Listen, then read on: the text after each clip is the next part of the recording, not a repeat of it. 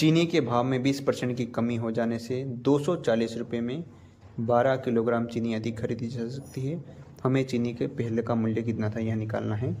मान लीजिए 240 रुपये लेके दुकानदार के पास गए, तो वहाँ देखा कि 20% भाव में कमी है, तो 240 का 20% कितना हो गया, 240 इंटू 20/100 इज इक्वल टू, यहाँ देखिए ये कटा तो 48 रुपये।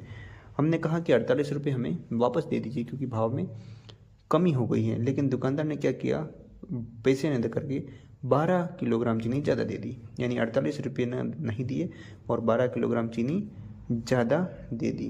तो चीनी की रेट क्या आ गई, 4 रुपये। ये चीनी की रेट है जब भाव में 20% की कमी हुई है। सवाल क्या कह रहा है, पहले का मूल्य क्या था। पहले का मूल्य निकालने के लिए हम एक उदाहरण समझते हैं।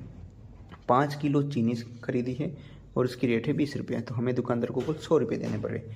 यदि हम 100 जो कि कुल रेट है उसमें 20 का भाग लगा देते हैं तो 5 किलो चीनी हमें मिल जाती है।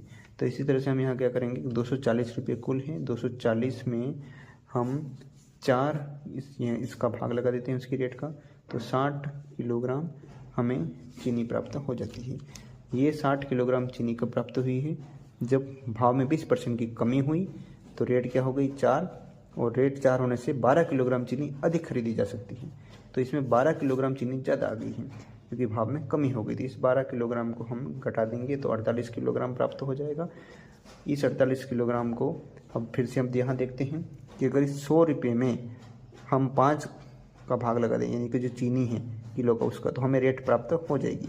तो इसी तरह से हम यहाँ क्या करेंगे, 240 में हम इस 48 का भाग, जो कि चीनी है 48 किलो, उसका भाग लगाएंगे तो 5 बार कटेगा ये, और 5 रुपये जो कि रेट आ जाएगी, और जो पहले का मूल्य है यहाँ फाइनल आंसर है। यहाँ हमने 12 क्यों घटाया है, इसका कारण है कि भाव में 20% की कमी हो गई थी।